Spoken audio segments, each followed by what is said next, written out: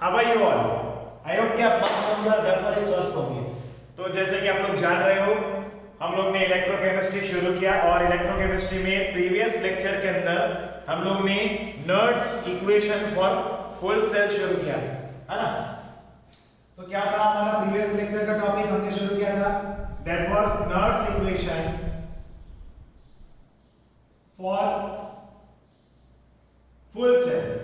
देखो half cell के लिए नर्ड्स इक्वेशन हमने कंप्लीट कर लिया था और वहां पर हमने उसके रिलेटेड 3 न्यूमेरिकल्स भी किए थे।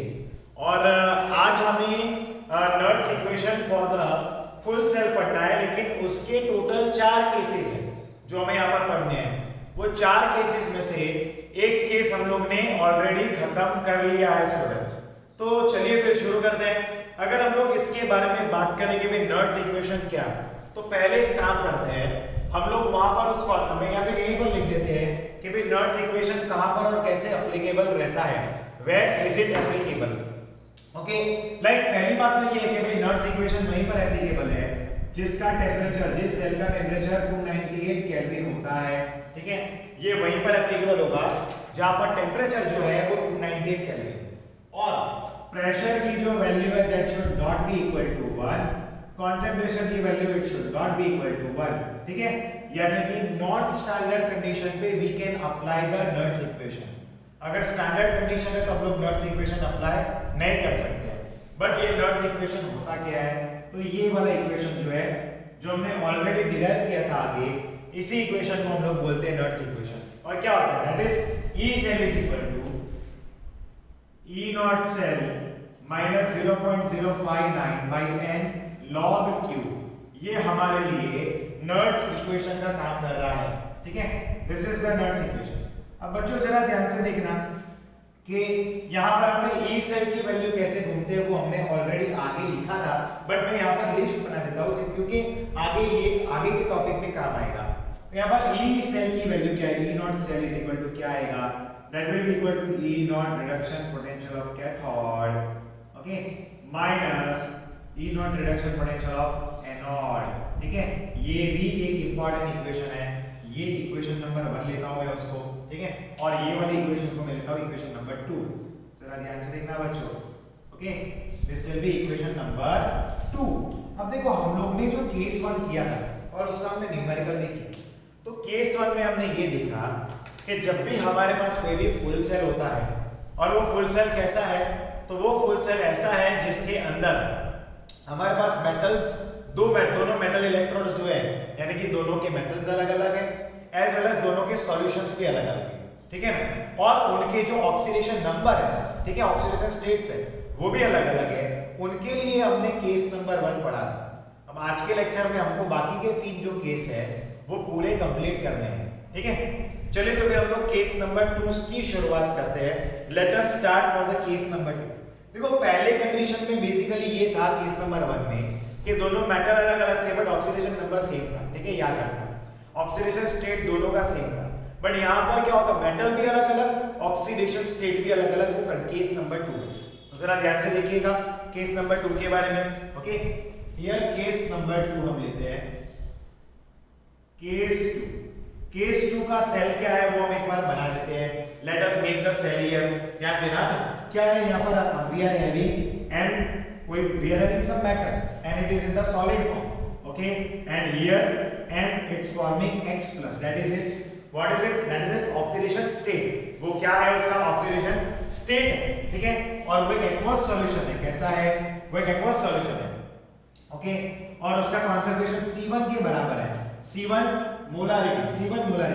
फिर यहाँ पर डबल रिंग यानी कि ये सॉल्ट ब्रिज का काम करेगा। यहाँ पर हमारे पास N है एक्वस, जिसके ऊपर चार्ज है प्लस y, है ना, और ये कॉन्सेंट्रेशन C2 है। फिर यहाँ पर क्या बनेगा, ये N है सॉलिड, ओके, ये हमारा पूरा सेल है। अब अगर हम यहाँ पर गौर करेंगे तो मेटल ये वाला M जो है उसका जो ऑक्सीडेशन स्टेट है that is not equal to the oxidation state of the N metal. यानी कि यहाँ पर क्या हो रहा है, दोनों के ऑक्सीडेशन स्टेट्स अलग अलग है, ठीक है, ये दोनों नॉट इक्वल है और उनके लिए हम लोग क्या करेंगे, नर्ड्स इक्वेशन को अप्लाई करेंगे। अब ये जो इक्वेशन है, ये जो नर्ड सेल है पूरा, सॉरी ये जो पूरा फुल सेल है वो टेम्परेचर 298 केल्विन पर है, okay, pressure not equal to 1 है उसका, not equal to 1 atm, concentration not equal to 1 molar है, ये चीजें दी हुई है already it is given. Okay, अब इसके लिए पूरा नर्स इक्वेशन क्या बनेगा वो हम बनाते हैं, बी अटेंटिव है ना। अब यहाँ पर गौर करना कि E, ओके जरा ध्यान देना, यहाँ पर E not m plus x m is equal to P ले लिया आपने, comma E not n plus y n उसको हमने ले लिया है Q, ठीक है। ये एनोड का एंड कैथोड का रिडक्शन पोटेंशियल की वैल्यूज है, एनोड की एंड कैथोड के रिडक्शन पोटेंशियल्स की ये वैल्यू हमने रखी है, ठीक है। अब जरा आगे चेक करेंगे, ये तो क्लियर हो गया, बट ई सेल क्या है जरा ध्यान से देखना।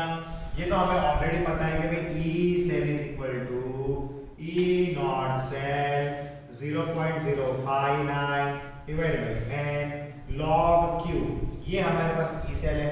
अब देखो याद रखना कि आप जब भी कोई भी सेल की, उसके लिए जब ई सेल की वैल्यू फाइंड करनी होती है, यानी कि इसको हम लोग बोलते हैं सेल पोटेंशियल, इसको स्टैंडर्ड रिडक्शन पोटेंशियल, ठीक है कि नहीं, ये मोल्स है और ये क्यू है। अब जब भी आपको ई सेल की वैल्यू को फाइंड करना होता है तब हमें सिर्फ तीन मेन चीजों को ढूंढना पड़ता है। अगर हमें ये तीन चीजों की वैल्यू पता है तो ही हम आगे क्या कर सकते हैं, तो ही हम आगे यहाँ पर ई सेल की वैल्यू को फाइंड कर सकते हैं।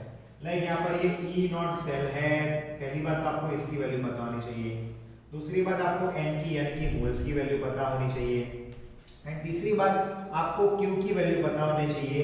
जब आपको ये तीन वैल्यूज पता है तभी आप ये पूरे इस इक्वेशन को सॉल्व करके इसका सेल पोटेंशियल फाइंड कर सकते हैं, ठीक है। Then only you can find the cell potential. ये चीजें क्लियर होनी चाहिए, ठीक है। चलो अब हम एक काम करते हैं, अब हम ये 1 2 एंड 3 तीनों तीन की वैल्यूज फाइंड करते हैं। कैसे करेंगे जरा ध्यान से देखना। 1 ई नॉट सेल हमने लिया है, ठीक है, उसकी फार्मूला क्या है, दैट इज, अब हमने यहीं पर ये लिखा है कैथोड माइनस एनोड, ये एनोड कर दो इसको, ठीक है। अब देखो एनोड में क्या है, दैट इज क्या, पहले कैथोड लिखना है ना, कैथोड में ये है तो Q माइनस P, देखिए आप खुद सोचिए, चलो मैं डिटेल लिखता हूँ कि भाई इसका कैथोड माइनस एनोड है, तो कैथोड में क्या है, तो वो ये है, that is E not n plus y n minus E not m plus x m, ठीक है।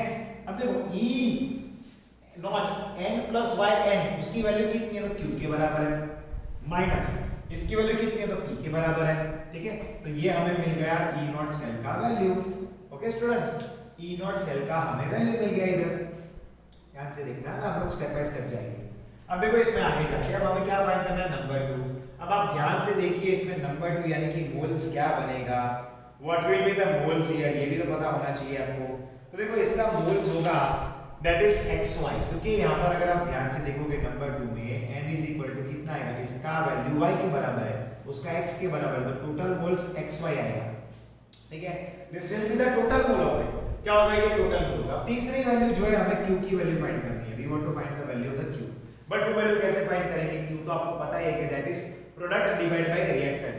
Q की वैल्यू क्या होती है, concentration of product divide by concentration of reactant, या फिर आप लिख सकते हो that is anode divide by cathode, ये भी हम लिख सकते हैं, anode divide by cathode, we can write this also, है ना। अब ध्यान से देखना, हम क्या एनोड डिवाइड बाय कैथोड भी कर सकते हैं। चलिए तो हमें पहले पूरी इक्वेशन लिखनी पड़ेगी, पहले हमें ये तो पता होना चाहिए कि भाई एनोड के ऊपर क्या प्रोसेस हो रही है, what is happening on the anode. तो एनोड में क्या हो रहा है, ऑब्वियस ऑक्सीडेशन हो रहा है, किसका हो रहा है, इसका। मेटल जो है सॉलिड फॉर्म में वो अपने इलेक्ट्रॉन्स को लूज करके, कितने इलेक्ट्रॉन को, x इलेक्ट्रॉन्स को लूज करके क्या कर रहा है, mx बना रहा है, m प्लस x है उसका, ठीक है। कैथोड पे क्या हो रहा है, जरा ध्यान से देखना, तो कैथोड पे n यानी कि यहाँ पर n प्लस y का क्या हो रहा है, तो उसका रिडक्शन हो रहा है, तो यहाँ पर y इलेक्ट्रॉन्स को गेन करके उसने n बना दिया। अब अगर आप ध्यान से देखोगे तो यहाँ पर इस ये दोनों रिएक्शंस में हमें x and y are not equal है, क्योंकि ये इसका x के बराबर इलेक्ट्रॉन उसने लूज किए, इसने y के बराबर गेन किए, तो यहाँ पर तो वो मिल ही नहीं रहे, है ना। तो जरा ध्यान से देखना, हमें क्या करना पड़ेगा, इन इक्वेशन में से इलेक्ट्रॉन्स को निकालने के लिए ये दोनों इक्वेशन को बैलेंस करना पड़ेगा, और इसमें ऐसे कोई कंडीशन क्रिएट करनी पड़ेगी जिससे ये दोनों में इलेक्ट्रॉन सेम हो जाए, तभी तो वो कट ऑफ होंगे। तो हम क्या करते हैं, उसके लिए हम ये वाली इक्वेशन को इसके इलेक्ट्रॉन से मल्टीप्लाई करेंगे और ये वाली इक्वेशन को इसके इलेक्ट्रॉन से मल्टीप्लाई करेंगे। इसको हमने y से मल्टीप्लाई कर दिया और इसको हमने x से मल्टीप्लाई किया। अब देखो नेट रिएक्शन क्या आएगा, तो नेट रिएक्शन हमें मिलेगा दैट इज हम खुद लिखेंगे यहाँ पर, जरा ध्यान से देखना, that is ym solid gives ym plus x plus xy electrons. ठीक है, अब यहाँ पर जरा ध्यान से देखो, xn plus y plus xy electrons. ठीक है, गिव्स क्या आएगा n, ये क्या आएगा, ओह सॉरी माय मिस्टेक, जरा ध्यान से देखना इधर, सॉरी बच्चों, जरा ध्यान देना, थोड़ी सी गलती हो गई। ये क्या होगा ym solid। ठीक है, फिर इसके बारे में लिखते हैं, इस साइड जो भी है सारे रिएक्टेंट लिख देते हैं। तो ये क्या आएगा plus xn plus i plus xy electrons आ गए। अब प्रोडक्ट साइड का लिखते हैं ym plus x plus xy electrons plus xn। ठीक है, ये हमें मिल गया। अब अगर आप ध्यान से यहाँ पर देखेंगे तो ये कट हो गया। ठीक है, ये इलेक्ट्रॉन्स कट हो गए। फिर हम लोग एक और चीज पढ़े कि भाई ये तो सॉलिड है और ये सॉलिड है और ये भी सॉलिड है। अब क्योंकि ये दोनों सॉलिड है, मैंने आगे ही पढ़ाया था कि भाई सॉलिड का कॉन्सेंट्रेशन 1 ही रहता है। आगे हमने nerds equation for the half set पढ़ा था ना, तब हमने देखा था कि भाई यहाँ पर सॉलिड जो रहेगा उसका कॉन्सेंट्रेशन 1 के बराबर ही रहता है। यहाँ पर क्या होगा, इसका कॉन्सेंट्रेशन 1 के बराबर होगा और इसका कॉन्सेंट्रेशन 1 के बराबर होगा, तो कट आउट हो जाएगा, बात खत्म, 1 1 कट हो जाएगा। तो फाइनली हमारे पास इक्वेशन में क्या रहेगा, तो रहेगा x n plus y gives y m x। ठीक है, ये रहेगा, ये एक्वस फॉर्म में है, ये भी एक्वस फॉर्म में है। इसका कॉन्सेंट्रेशन कितना है, तो आप बताइए मुझे कितना है, C2 के बराबर है, इसका कॉन्सेंट्रेशन C1 के बराबर है। समझे कि नहीं? ओके, अब अगर आप ध्यान से देखोगे तो यहाँ पर हमें इक्वेशन क्या मिलेगा, यहाँ पर Q की वैल्यू क्या मिलेगी, what will be our value of the Q। एक मिनट, यस, तो pay attention here, be attentive. यहाँ पर हमारे लिए द वैल्यू विल बी, जरा ध्यान से देखना, यस, तो C1 raise to y and C2 raise to, yes, हाँ, तो जरा ध्यान से देखना यहाँ पर क्या आएगा, Q की जो वैल्यू है, pay attention here, okay, be attentive here. अब यहाँ पर हमें क्या मिलेगा, Q की वैल्यू मिलेगी that is C1 raise to y divide by C2 raise to x। ये मिला। अब ये सारी वैल्यूज जो भी हमें मिली है उसको यहाँ पर रिप्लेस करते हैं ये वाली इक्वेशन में। कहाँ गई इक्वेशन, तो ये वाली इक्वेशन। अब देखो E सेल क्या होगा, E cell is equal to Q minus B, okay, minus 0.059 divide by XY, क्या आएगा, लॉग क्या आएगा, C1 raise to y divide by C2 raise to x। ये इक्वेशन आएगा, C1 raise to y divide by C2 raise to x। ये हमारे लिए equation बन जाएगा। This is our equation. Basically ये इक्वेशन कैसे आया, how did we get this equation, क्योंकि यहाँ पर ही आप देखिए ना क्या हो रहा है इधर, तो m plus x raise to y divide by n plus y raise to x, क्योंकि ये जो कोफिशिएंट है वो तो पावर में जाता है ना, कोफिशिएंट कहाँ जाएगा, पावर में जाएगा, इसलिए ये हमें इक्वेशन मिल गई केस नंबर 2 के लिए। अब जरा ध्यान से देखो, केस नंबर 2 क्या बना हमारे लिए, तो केस नंबर 2 जो है इधर वो एक ऐसा सेल है जिनमें हमारे पास जो भी whatever we are having the cell, but here we are having two different electrodes, two different solutions and both of the electrodes have different oxidation number। ये दूसरी कंडीशन है। कंडीशन नंबर केस नंबर 3 लेते हैं, ठीक है, let us take the case number 3। ध्यान से देखना, तो अब ये कब होगा, इसको हम लोग बोलते हैं केस नंबर 3 को, that is concentration cell. Case number 3 को क्या बोलेंगे, कॉन्सेंट्रेशन सेल बोलेंगे। अब पहले मैं सेल लिखूंगा फिर उसके बारे में समझाऊंगा तो आपको क्लियर होगा। देखो यहाँ पर क्या दिया हुआ है, तो हमें दिया है cell M solid, M plus दिया हुआ है, M प्लस X ले लेते हैं, एक्वस कंडीशन है, एक्वस सॉल्यूशन है, कॉन्सेंट्रेशन C1 के बराबर है, salt bridge M plus aqueous C2 क्या मिलेगा, M सॉलिड। ओके, ये हमारे पास क्या है, तो ये हमारे पास कॉन्सेंट्रेशन सेल। अब देखो इसको कॉन्सेंट्रेशन सेल क्यों बोला, अगर आप ध्यान से देखोगे इस सेल में तो मेटल दोनों सेम है इधर, यानी कि जिस मेटल से इलेक्ट्रोड बना हुआ है, यहाँ पर वो दोनों electrode anode and cathode same metal के बने हुए हैं। कैसे है वो? सेम मेटल के बने हुए हैं। तो ये हमारे लिए एक बहुत इजी हो जाएगा फिर तो। लेकिन दोनों का कॉन्सेंट्रेशन अलग अलग है बच्चों। दोनों के जो इलेक्ट्रोड है वो सेम है, और इलेक्ट्रोड के मतलब कि उसका जो ऑक्सीडेशन नंबर भी हो रहा है ना, वो इलेक्ट्रॉन्स का वो भी सेम हो रहा है। वहाँ पर जो मेटल है वो मेटल का जो ऑक्सीडेशन स्टेट है ना वो भी सेम। यानी कि ये हमारे लिए काफ़ी इजी बन जाएगा। जब भी ऐसे सेल आते हैं जिनमें हमारे पास इलेक्ट्रॉन सेम होते हैं एंड सॉल्यूशंस भी सेम रहते हैं, ऐसे सेल को हम लोग बोलते हैं कॉन्सेंट्रेशन सेल्स। क्या बोलेंगे बच्चों? कॉन्सेंट्रेशन सेल्स बोलेंगे। जानते रहना, लेक्चर को एंजॉय करते रहना तो मजा आएगा। इसको हम लोग बोलते हैं कॉन्सेंट्रेशन सेल्स बच्चों। अब जरा आगे देखेंगे हम लोग अब ऐसे सेल्स को किस तरह से सॉल्व करते हैं। देखो यहाँ पर anode and cathode half same half cell है। क्या है? मैं लिख देता हूं इधर, anode and cathode have same half cell. दोनों में सेम हाफ सेल। यहाँ पर ये जो हाफ सेल है वही ये वाला हाफ सेल है ना। तो यहाँ पर वो बात तो सेम है, यानी कि सेम मेटल सेम सॉल्यूशन। क्या हो रहा है यहाँ पर? Same metal and same solution. Same metal है एंड सेम सॉल्यूशन। ठीक है, यस। चलो अब हम लोग आगे देखते हैं। अब यहाँ पर अगर हम देखेंगे ना बच्चों, तो हमें दिया हुआ है E not m plus x m, उसका रिडक्शन पोटेंशियल वैल्यू दिया है, that is equal to x ले लिया। ठीक है, x के बराबर दे दिया है हमें। ओके, अब ध्यान देना, ये जो पूरा सेल है वो टेम्परेचर 298 केल्विन पर है। किस पर है? टेम्परेचर 298। याद रखना यहाँ पर C1 नॉट इक्वल टू 1 है and C2 not equal to 1 है। ये फिक्स है। जब ये नॉट इक्वल टू 1 होगा तभी तो ये क्या बनेगा? नॉट स्टैंडर्ड कंडीशन बनेगा।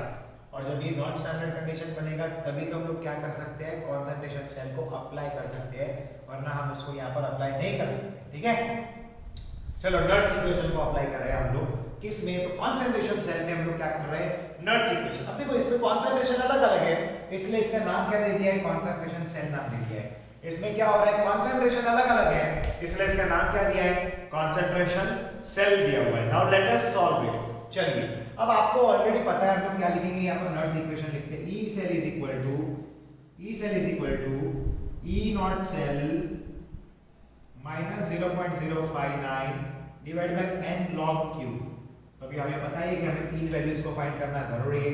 कौन से तीन वैल्यूज? तो एक तो ई नॉट सेल का वैल्यू फाइंड करना है, फिर हमें n का वैल्यू फाइंड करना है, फिर हमें q का वैल्यू फाइंड करना है। हमें ये तीन के वैल्यूज फाइंड करना है। पहले हम लोग एक काम करते हैं, इसका ई नॉट सेल का वैल्यू फाइंड करते हैं। E not cell equal to E naught reduction potential of cathode minus E naught reduction potential of naught. ये फाइंड करेंगे। कैसे करेंगे? E naught reduction potential of cathode कितना है? तो वो x के बराबर है, और E naught reduction potential anode का कितना है? तो वो भी x के बराबर है। तो कितना आ गया? 0 आ गया। याद रखना, इनकी वैल्यू ऑलवेज इक्वल टू 0 रहती है। कॉन्सेंट्रेशन सेल के लिए ई नॉट सेल की वैल्यू हमेशा 0 वोल्ट रहेगी। क्यों? क्योंकि दोनों वहां पर क्या हो रहा है? एनोड कैथोड पे इलेक्ट्रॉन सॉल्यूशन सेम है। That is fine. ठीक है, वो दोनों में क्या है? इलेक्ट्रॉन्स एंड सॉल्यूशन सेम है बच्चों। ठीक है, जरा ध्यान देते रहना इधर। Pay attention, be attentive here. Okay, अब देखो यहाँ पर क्या है? यहाँ पर n की वैल्यू कितनी बन जाएगी? तो यहाँ पर n की value that will be equal to x। Number 2 लेते हैं। नंबर 2 यहाँ पर n की वैल्यू जो है वो x के बराबर है। कितनी है? यानी कि मोल्स कितना है? x के बराबर है। और यहाँ पर नंबर 3 लेते हैं, दैट इज q की वैल्यू। यहाँ पर q क्या बनेगा? तो q तो ऑब्वियसली आपको पता ही है, that is anode divide by cathode. तो हमारा एनोड जो है वही कैथोड है।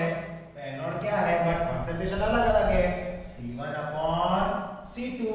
क्लियर हुआ कि नहीं? क्या होगा? C1 upon C2। इजी है ना बच्चों? हाँ, कितना इजी है। अब देखो हम लोग ये 1, 2 और 3 सबकी वैल्यू रखते हैं किस में? तो ये वाली इक्वेशन में, दैट इज नर्ड्स इक्वेशन में। क्या मिलेगा? ई सेल इक्वल इसकी वैल्यू कितनी है? तो 0 माइनस 0.059 बाय क्या आएगा? x। n की वैल्यू x है ना, log क्या आएगा? C1 upon C2। तो हमारी फाइनल इक्वेशन क्या आ गई? E cell equal to minus 0.059 by x log C1 upon C2, ये हमारी फाइनल इक्वेशन आ गई है और इसको हम लोग बोलते हैं that is Nernst equation for the concentration cell. किसके लिए है ये? कॉन्सेंट्रेशन सेल के लिए। कॉन्सेंट्रेशन सेल कैसे रहते हैं? जिसका एनोड कैथोड सेम है, सॉल्यूशन सेम है, लेकिन यानी कि एनोड कैथोड जिस मेटल से बना हुआ है वो मेटल सेम है, सॉल्यूशंस भी सेम है, बट सॉल्यूशंस के कॉन्सेंट्रेशन अलग अलग है, इसलिए इसका नाम रखा गया है दैट इज कॉन्सेंट्रेशन सेल। क्या नाम रखा गया है? Concentration cell. ये केस नंबर 3 है बच्चों, ये तीसरा केस हमारा कंप्लीट हुआ। ठीक है, तो हमने यहाँ पर 3 केसेस कंप्लीट किए, अब चौथा और आखिरी केस पर जाएंगे, फिर हमारा ये Nernst equation for full cell complete हो जाएगा। लेकिन एक बार मैं रिवाइज करा देता हूँ इतना पूरा। देखो हम लोग क्या पढ़ रहे हैं? लोग Nernst equation for full cell पढ़ रहे हैं, और नर्ड्स इक्वेशन कब अप्लाई कर सकते हैं? जब नॉन स्टैंडर्ड कंडीशन हो, लेकिन टेंपरेचर 298 केल्विन होना चाहिए। It can be non standard condition but temperature 298 होना जरूरी है। Okay, that is very very important. फिर क्या दिया हुआ है? That is pressure is not equal to 1, concentration is not equal to 1। अब देखो यहाँ पर नर्ड्स इक्वेशन दिया है, E cell equal to T not cell minus 0.059 divide by n log q। ठीक है, याद रखना है हमें इसमें कि भाई हमें कोई भी नर्ड्स इक्वेशन हो उसके लिए हमें 1, 2 एंड 3 ये तीनों की वैल्यूज फाइंड करना जरूरी है। अब देखो केस नंबर 2 हमने लिया है, जिसमें क्या है? मेटल भी अलग अलग है और उनके ऑक्सीडेशन नंबर्स भी अलग अलग है, यानी कि ऑक्सीडेशन स्टेट भी अलग अलग है। ठीक है, फिर हमने ये सब की वैल्यू बना दी, हमने 1, 2, 3 की वैल्यू ढूंढ ली। अब क्योंकि यहाँ पर क्या आ रहा है? E नॉट सेल क्या है? तो कैथोड माइनस एनोड ये कर दिया। कैथोड हमने कितना लिया? Q के बराबर लिया, कैथोड का जो रिडक्शन पोटेंशियल है, एंड एनोड का जो रिडक्शन पोटेंशियल है वो हमने P के बराबर लिया, तो Q माइनस P किया। ठीक है, मोल्स कितना आ रहा है? तो वो XY आया। अब देखो वो क्या होता है? प्रोडक्ट डिवाइड बाय रिएक्टेंट, ये हमने सॉल्व किया, प्रोडक्ट एंड रिएक्टेंट। ठीक है, ये रिएक्टेंट है, ये प्रोडक्ट है। अब जरा ध्यान से देखना, बेसिकली यहाँ पर हम क्या करेंगे? एनोड बाय कैथोड करेंगे, प्रोडक्ट बाय रिएक्टेंट नहीं करेंगे। ये चीज हमें याद रखनी है बच्चों। हम लोग यहाँ पर एनोड बाय कैथोड करेंगे ऐसे सेल के लिए, प्रोडक्ट बाय रिएक्टेंट की जरूरत यहाँ पर नहीं है। अब देखो यहाँ पर क्या हुआ कि हमारे पास जो प्रोडक्ट रिएक्टेंट है वो प्रोडक्ट, अब यहाँ पर ध्यान से देखना, प्रोडक्ट है वो क्या है? वो C1 है। ठीक है, that is m plus x बराबर रेज टू y जाएगा, क्योंकि इसके ऊपर y आएगा, डिवाइड बाय, आप ये भी समझ सकते हो प्रोडक्ट बाय रिएक्टेंट लिख ही सकते हो, वैसे कोई प्रॉब्लम नहीं है। बात तो एक ही है, आप लोग ये भी लिख सकते हो concentration of product divide bye concentration of reactant, आप ये भी लिख सकते हो, सही ही है, उसमें कोई प्रॉब्लम नहीं है। ठीक है, और ये क्या आया? n plus y raise to x आ गया। अब ये सबकी वैल्यूज हमने कहाँ रख दी? तो हमने नर्ड्स इक्वेशन में रख दी, जो हमारी इक्वेशन यहाँ पर हमने सबकी इक्वेशन वैल्यूज वहां पर रख दी, और हमें ये वाली इक्वेशन मिली, इक्वेशन नंबर 2। इसको मैं इक्वेशन नंबर 3 कर देता हूँ। ओके, उसके बाद हमने क्या किया? कॉन्सेंट्रेशन सेल जिसके अंदर इलेक्ट्रॉन्स क्या है? सेम है, सॉल्यूशंस क्या है? सेम है, बट यहाँ पर क्या हो रहा है? यहाँ पर जो कॉन्सेंट्रेशन है वो अलग अलग है। ओके, तो यहाँ पर मेटल सेम है, सॉल्यूशन सेम है। हमने याद रखना ऐसे सेल के लिए E नॉट सेल की वैल्यू 0 के बराबर होगी। ठीक है, अब सारी वैल्यूज को रख दिया, कॉन्सेंट्रेशन सेल क्या आया? That is 0.059 by x log C1 upon C2। Yes, ये हमारे 3 सेल यहाँ पर खत्म हुए। हम अब चौथे सेल की तरफ जाएंगे, बट आप लोग इसको लिख लो एक बार, write it once, write it once.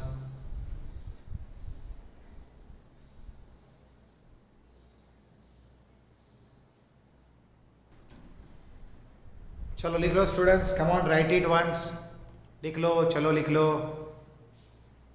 वैसे लिखने में तो आपको इसके 5 से 6 मिनट जितने हो जाएंगे, बट मैं आपको 1 मिनट का टाइम देता हूँ, आप लोग इसको समझ लो, देख लो एक बार शांति से। ओके, एक एक पॉइंट्स देख लो और इसका स्क्रीनशॉट ले लो, फिर अपने बाद में फिर आप लिख भी सकते हो। मैं 1 मिनट का टाइम दे रहा हूँ।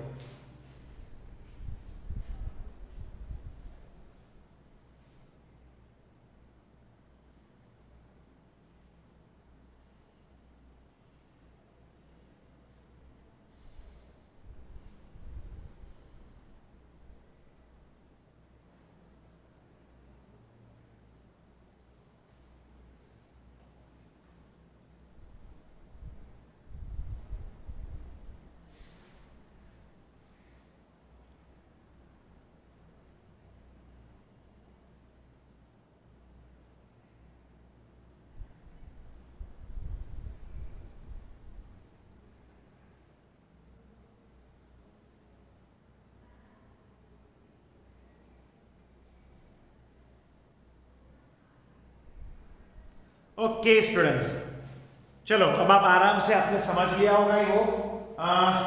अगर आपको फिर भी कोई क्वेरी है तो आप मुझे कांटेक्ट नंबर पे कॉल करके क्वेरी आप सेंड कर सकते हो, पूछ सकते हो, कोई चिंता मत लो, ठीक है। हमने यहाँ पर 3 सेल्स कंप्लीट किए हैं, 3 टाइप के। अब एक आखिरी टाइप का सेल है जो हमें आज के लेक्चर में कंप्लीट करना है, फिर हम ये लेक्चर को कंप्लीट कर देंगे, ठीक है। Now is the last type of cell. अब ये जो लास्ट जो सेल है, ठीक है, अब वो सेल देखो, अगर हम लोग लिस्ट बनाए कि भाई हमने यहाँ पर 3 प्रकार के सेल्स लिए, तो वो कौन से प्रकार के सेल लिए। तो हमने पहला जो सेल था जिसमें हमारे पास मेटल्स अलग अलग थे, बट दोनों मेटल के जो हमारे पास ऑक्सीडेशन नंबर्स थे, ऑक्सीडेशन स्टेट्स थे, वो तो सेम थे, ठीक है। उसके बाद हमने जो सेकेंड टाइप ऑफ सेल लिया, उनमें दोनों मेटल भी अलग अलग और ऑक्सीडेशन स्टेट भी अलग अलग। तीसरे सेल में दोनों मेटल भी सेम, सॉल्यूशन भी सेम, ऑब्वियस है ऑक्सीडेशन स्टेट भी सेम रहेगा। चौथा जो सेल हमारे लिए यहाँ पर बन रहा है बच्चों, the fourth cell, that is, एक काम करते हैं हम लोग पहले कॉन्सेंट्रेशन सेल का जो एक एग्जांपल ले लेते हैं, ठीक है, ताकि हमें क्लियर हो जाए। कॉन्सेंट्रेशन सेल का एक छोटा सा एग्जांपल ले लेते हैं ताकि आप लोग को क्लियर हो जाए। देखो जैसे कि हमें इक्वेशन दिया है, दैट इज, इक्वेशन लिख रहा हूँ, that is copper solid, copper 2+ यहाँ पर एक्वस कंडीशन में है, यानी कि वो एक्वस सॉल्यूशन है, और यहाँ पर इसका कॉन्सेंट्रेशन कितना लिया है, वो C1 जो है वो 0.01 मोलर के बराबर लिया है। यहाँ पर सॉल्ट भी जाया, ये कॉपर 2+ है, एक्वस सॉल्यूशन है, 0.1 मोलर कॉन्सेंट्रेशन दिया इक्वेशन में, और ये है कॉपर सॉलिड, ठीक है।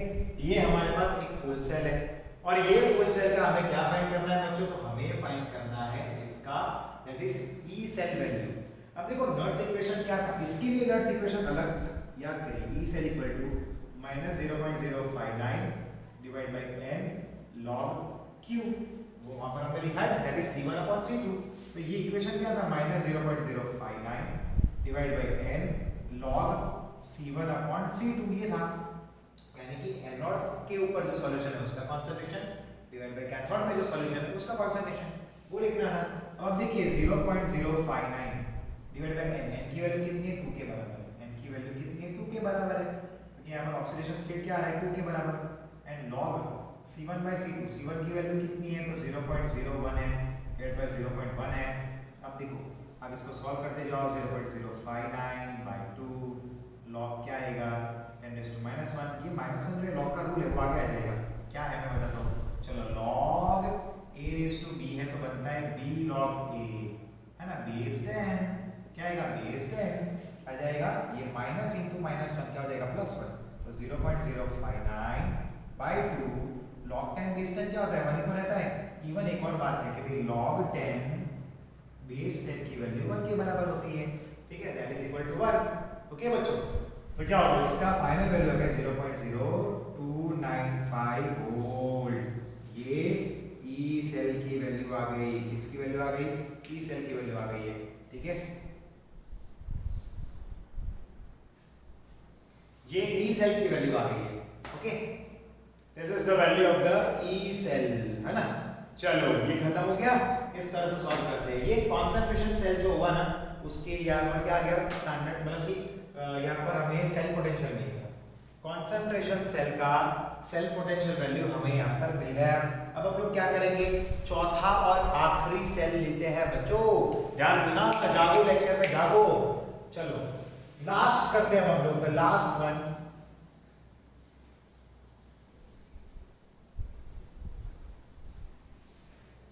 यस लास्ट वन करते हैं हम लोग, पे अटेंशन हियर। लास्ट जो है हमारे लिए वो हम कर लेते हैं, दैट इज, इस सेल को हम लोग बोलते हैं, that is equilibrium constant by Nernst equation. Case number 4 जरा ध्यान से देखना, इक्विलिब्रियम कांस्टेंट के इक्यू बोलते हैं, ठीक है, बाय नर्स इक्वेशन। क्या आएगा, नर्स इक्वेशन आएगा, ओके, क्या आएगा, नर्स इक्वेशन आएगा। अब जरा ध्यान से देखना कैसे, अब याद रखना ऐसे सेल के लिए ई सेल की वैल्यू इक्वल टू 0 ही रहती है, ऐसे सेल के लिए ई सेल की value is always equal to 0, ठीक है ना, क्यों एट इक्विलिब्रियम है, ये कब कौन से कंडीशन में है, इक्विलिब्रियम कंडीशन पे ई सेल की वैल्यू हमेशा इक्वल टू 0 रहती है। और ऐसे सेल में हम लोग क्या करते हैं, क्यू की जो वैल्यू है वो के इक्विलिब्रियम लिखते हैं, ठीक है, के इक्विलिब्रियम यानी कि इक्विलिब्रियम कांस्टेंट बोलेंगे उसको, क्या बोलेंगे, के इक्विलिब्रियम यानी कि इक्विलिब्रियम कांस्टेंट बोलेंगे। अब देखो इसमें कोई ज्यादा फर्क नहीं है। अब हमारा नर्स इक्वेशन क्या है, तो नर्स इक्वेशन है E cell equal to E not cell. अब इतनी सारी बार हम लोग ने नर्स इक्वेशन लिखा है तब आपको याद होना चाहिए, बोलते रहिए मेरे साथ में, भले वीडियो देख रहे हैं बोलते रहिए, E cell equal to E not cell minus 0.059 by N log क्या आएगा, क्यू होता है, बट यहाँ पर क्यू की वैल्यू क्या है, के ई क्यू है, ठीक है, एंड ई सेल की वैल्यू क्या है, 0 है, तो मैंने रख दिया 0 equal to E not cell minus 0.059 by N log K equilibrium, ठीक है, ये आ गया के इक्विलिब्रियम। अब देखो ऐसे सेल के लिए जरा ध्यान से देखना, ये पूरे को यहाँ लाते हम लोग, ये पूरी वैल्यू को यहाँ लाएंगे तो ई नॉट सेल की वैल्यू क्या आ जाएगी, ये पूरी टर्म माइनस है तो पूरी टर्म क्या हो जाएगा, plus 0.059 by N log K equilibrium, ठीक है। अब आपको इसकी वैल्यू फाइंड करनी है तो आप इसको सब्जेक्ट बनाओ, बाकी सब इधर ले जाओ, ये क्या हो जाएगा, ये क्या हो जाएगा, log k equilibrium, log k equilibrium equal क्या आएगा, e not cell into n divide by 0.059, ठीक है। अब मान लो कि आपको इक्विलिब्रियम कांस्टेंट ढूंढना है तो log वहां जाएगा तो क्या बन जाएगा, एंटी लॉग बन जाएगा, log वहां जाएगा तो क्या बन जाएगा, it will become anti log. जरा ध्यान से देखो बच्चों, क्या बनेगा, anti log of e not cell into n divide by 0.059, है ना, ये आ गया हमारा इक्वेशन। कौन सी कंडीशन के लिए, इक्विलिब्रियम कंडीशन के लिए, इक्विलिब्रियम कांस्टेंट की वैल्यू ये हमने ढूंढ ली है बच्चों, ठीक है, we have find it out. चलो एक बार मैं रिवाइज करवाता हूं ताकि आपका क्लियर हो जाए। मेरे प्यारे बच्चों ध्यान दो, जरा ध्यान दो, हमने क्या किया, इक्विलिब्रियम कंडीशन पे लिया हुआ है ये सेल, तो इक्विलिब्रियम कंडीशन के ऊपर सेल पोटेंशियल जो है वो 0 के बराबर होगा, कितना होगा, 0 के बराबर होगा। और क्यू की जो वैल्यू है सेल यानी कि रिएक्शन कोफिशिएंट उसकी वैल्यू के इक्विलिब्रियम के बराबर है। क्या होगा, हम लोग क्या लिखेंगे, यहाँ पर हम लोग लिख रहे हैं पूरा यहाँ पर नॉट्स इक्वेशन, ई सेल की वैल्यू 0 रखी, ई नॉट सेल को वैसा का वैसा 0.059 बाय n log क्यू की जगह पर हमने क्या लिखा, के इक्विलिब्रियम, ठीक है। अब क्या आएगा, ये जो है यहाँ उस साइड जाएगा पूरा ये वैल्यू ही, तो ये माइनस है पूरा टर्म तो पूरा प्लस बन जाएगा, ये मिल गया। अब n को वहां ले गए, इसको 0.059 को नीचे लाए, तो log equilibrium constant is equal to e not cell into n divide by 0.059 आ गया, ठीक है। अब log को वहां ले जाओ तो क्या बन जाएगा, एंटी लॉग बन जाएगा। और हमारे लिए यहाँ पर इक्विलिब्रियम कांस्टेंट का फार्मूला मिल गया जो कि बहुत ही इंपॉर्टेंट है। और यहाँ पर बच्चों हमारे चारों 4 सेल खत्म हो जाते हैं, all the 4 cells are complete now here, ठीक है। यानी कि Nernst equation non standard condition में जब फुल सेल का हमें उसके लिए अप्लाई करना होता है तो उसके 4 प्रकार के जो केसेस है वो हमने यहाँ पर खत्म किए हैं, ठीक है। आई होप कि आप सबको पूरी तरह से समझ में आया भी होगा और आपको मजा भी आया होगा। आपको अगर कहीं पर भी कोई भी क्वेरी है तो आप वीडियो को पॉज करिए या फिर उसको रिवाइंड करके देखिए, बट खूब मन लगाकर पढ़िए, मेहनत कीजिए बच्चों, और हर एक लेक्चर को आप लोग रेगुलरली अटेंड कीजिए एंड इसकी नोट्स बनाना जरूर, ठीक है। चलो फिर हम मिलते हैं नेक्स्ट लेक्चर में, till then good bye and take care students, good bye students, take care. इसका स्क्रीनशॉट ले लो, इसका स्क्रीनशॉट ले लेना, लिख लेना, मैं 1 मिनट तक टाइम दे रहा हूं, आप इसका स्क्रीनशॉट ले सकते हो, आप इसको लिख भी सकते हो।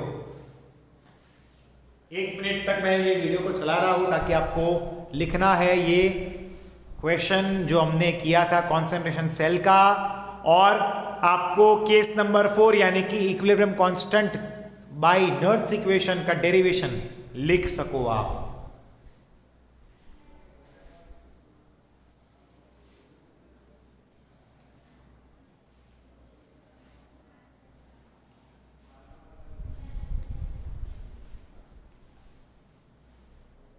यस बच्चों लिख लो, मैं वीडियो को स्टॉप नहीं कर रहा हूं, आप लिखते रहो, कोई बात नहीं, बस अब 30 सेकेंड में मैं वीडियो को कंप्लीट कर रहा हूं,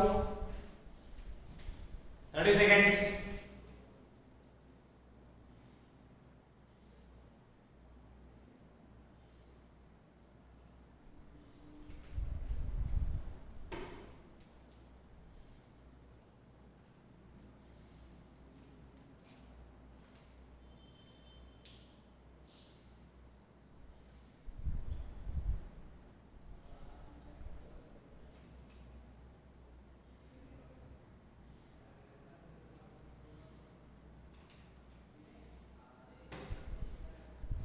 okay students, bye and take care बच्चों, मिलते हैं नेक्स्ट लेक्चर में।